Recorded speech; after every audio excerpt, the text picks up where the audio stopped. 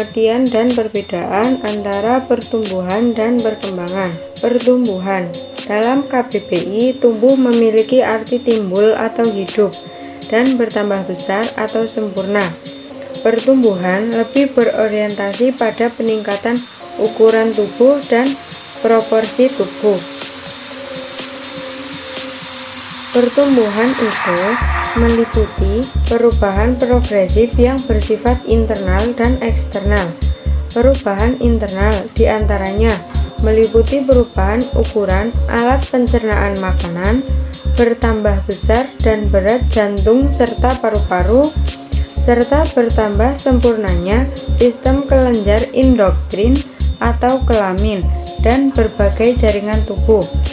Sedangkan perubahan eksternal meliputi bertambahnya tinggi badan, bertambahnya lingkar tubuh, perbandingan ukuran panjang dan lebar tubuh, ukuran besarnya organ seks, dan munculnya atau tumbuhnya tanda-tanda kelamin sekunder. Selanjutnya, perkembangan. Berdasarkan KBBI, ialah pertambah, memekar, atau membentang. Perkembangan berorientasi proses mental. Perkembangan fisik yaitu perubahan-perubahan pada tubuh, otak, kapasitas sensorik, dan keterampilan motorik. Uhlen dan Thomson mengemukakan bahwa perkembangan fisik meliputi 4 aspek. Yang pertama, sistem saraf. Yang kedua, otot-otot. Yang ketiga, kelenjar endokrin. Serta yang keempat, struktur fisik atau tubuh. Perbedaan antara pertumbuhan dan perkembangan. Yang pertama, pertumbuhan merujuk pada perubahan, khususnya aspek fisik. Yang kedua, merujuk kepada perubahan dalam ukuran yang menghasilkan pertumbuhan sel atau peningkatan hubungan antar sel. Yang ketiga, merujuk kepada perubahan kuantitatif. Yang keempat, tidak berlangsung dalam seumur hidup. Yang terakhir, pertumbuhan bisa membawa atau tidak membawa perkembangan. Sedangkan untuk perkembangan, yang pertama, berkaitan dengan organisme sebagai keseluruhan. Yang kedua, merujuk pada kematangan struktur dan fungsi. Yang ketiga, merujuk kepada perubahan kuantitatif dan kualitatif. Yang keempat, merupakan suatu proses yang berkelanjutan. Yang kelima, bisa terjadi tanpa pertumbuhan. Baik, di sini saya akan menjelaskan tentang ciri pertumbuhan dan perkembangan fisik. Yang pertama, kita mulai dari pertumbuhan. Ciri yang pertama yaitu perubahan ukuran. Perubahan ini terlihat jelas pada pertumbuhan fisik. Dengan bertambahnya umur anak, terjadi pula penambahan berat badan, tinggi badan, lingkar kepala, dan lain-lain. Ciri yang kedua yaitu perubahan proporsi. Selain bertambahnya ukuran-ukuran, tubuh juga memperlihatkan perubahan proporsi. Tubuh anak memperlihatkan perbedaan proporsi bila dibandingkan dengan tubuh orang dewasa.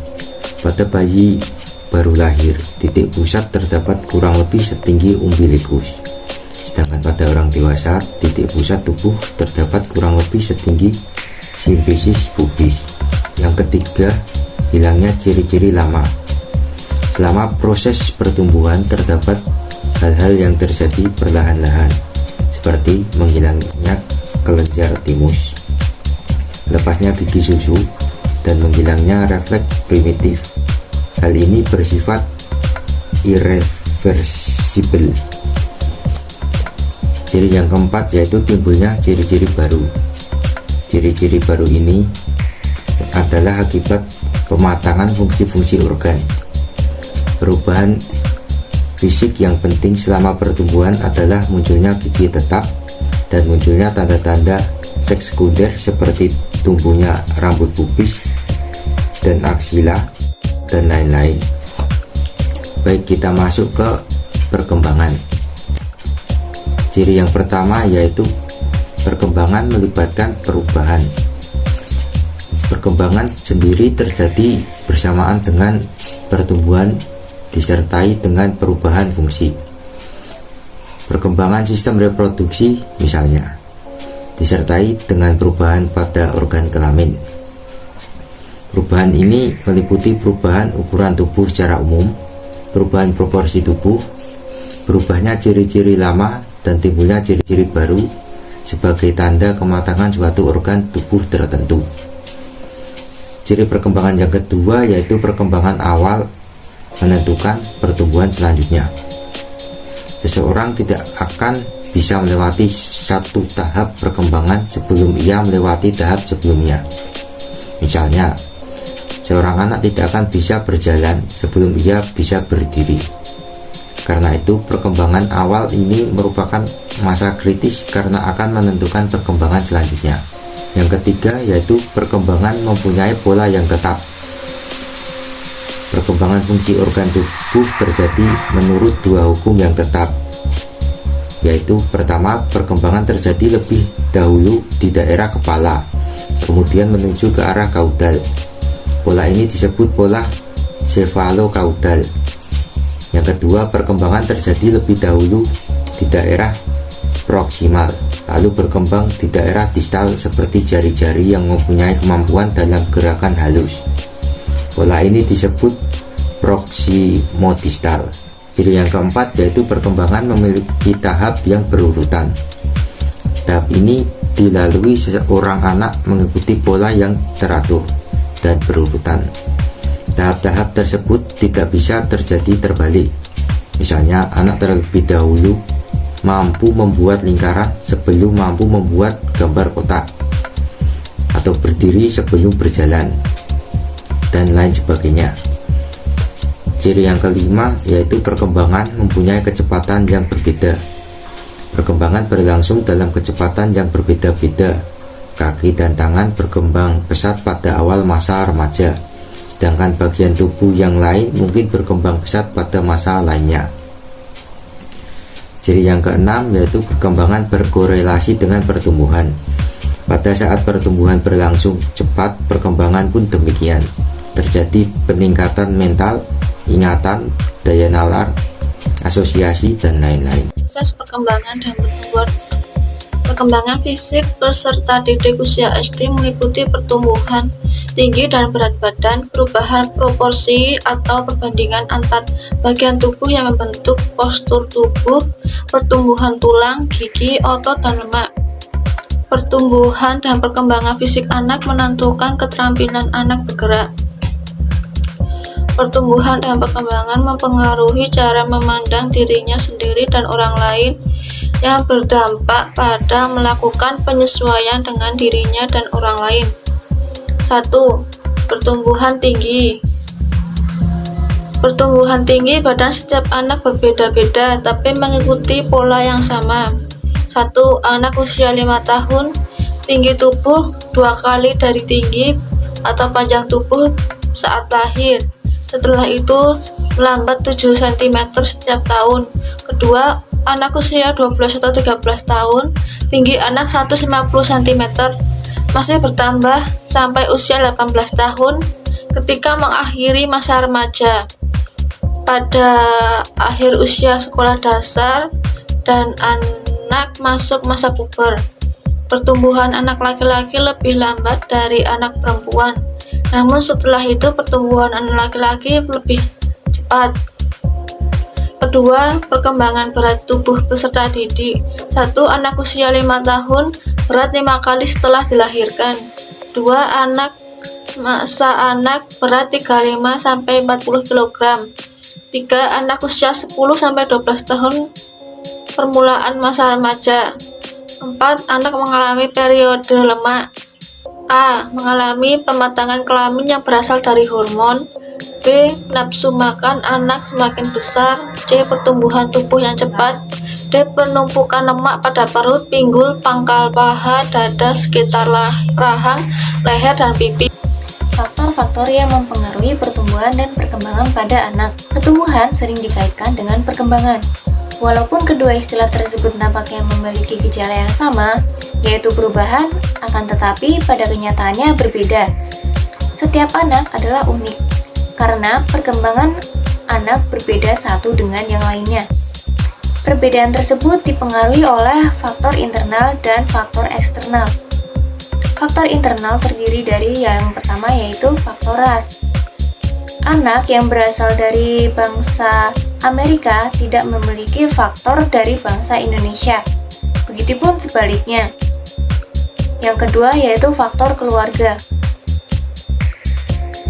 Ada kecenderungan keluarga yang memiliki postur tubuh yang tinggi, pendek, gemuk, dan kurus. Maka postur tubuh seseorang akan mengikuti jenis postur tubuh yang dimiliki oleh keluarga mereka. Yang ketiga yaitu faktor umur. Kecepatan pertumbuhan yang pesat adalah pada masa parental, yaitu tahun pertama kehidupan pada masa remaja. Biasanya pada masa remaja ini, anak akan mengalami pertumbuhan yang dibilang cepat. Yang keempat yaitu faktor kelamin. Fungsi reproduksi pada anak perempuan berkembang lebih cepat dibandingkan dengan anak laki-laki. Akan tetapi setelah melewati masa pubertas, pertumbuhan anak laki-laki akan lebih cepat dibandingkan dengan anak perempuan. Yang kelima yaitu faktor general. General yaitu bawaan potensi pada anak yang akan menjadi ciri khasnya.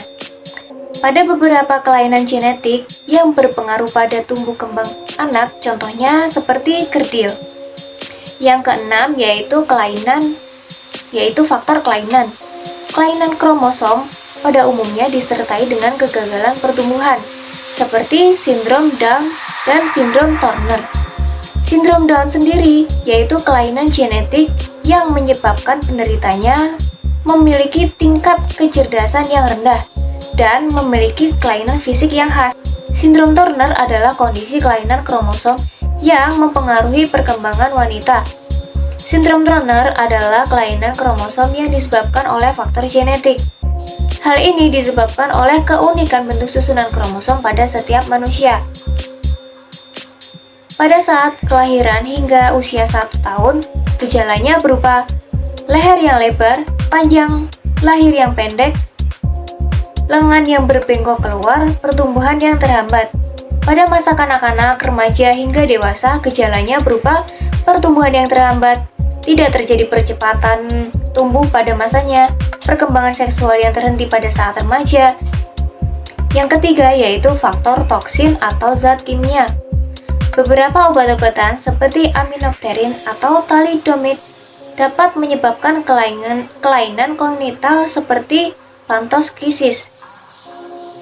Yang keempat yaitu faktor endokrin. Endokrin sendiri merupakan syaraf yang terdapat pada manusia. Apabila syaraf tersebut terdapat gangguan, maka akan menyebabkan diabetes mellitus dan gangguan hormon. Yang kelima yaitu faktor stimulasi. Perkembangan memerlukan rangsangan atau stimulasi, khususnya dalam keluarga. Misalnya, penyediaan mainan, sosialisasi pada anak, serta keterlibatan ibu dan anggota keluarga yang lain terhadap anak tersebut. Perkembangan anak selama masa sekolah dasar. Yang pertama itu perkembangan fisik. Perkembangan fisik anak SD ini mencakup beberapa aspek. Yang pertama itu tinggi dan berat badan. Adanya penambahan ukuran dalam kerangka tulang, belulang, sistem otot, dan ukuran organ-organ tubuh lainnya. Tinggi dan berat badan seorang anak secara bertahap terus-menerus bertambah. Yang kedua itu proporsi dan bentuk tubuh. Anak SD umumnya masih memiliki proporsi tubuh yang kurang seimbang. Kekurangan seimbang ini sedikit demi sedikit berkurang sampai terlihat perbedaannya ketika anak mencapai kelas 5 atau kelas 6.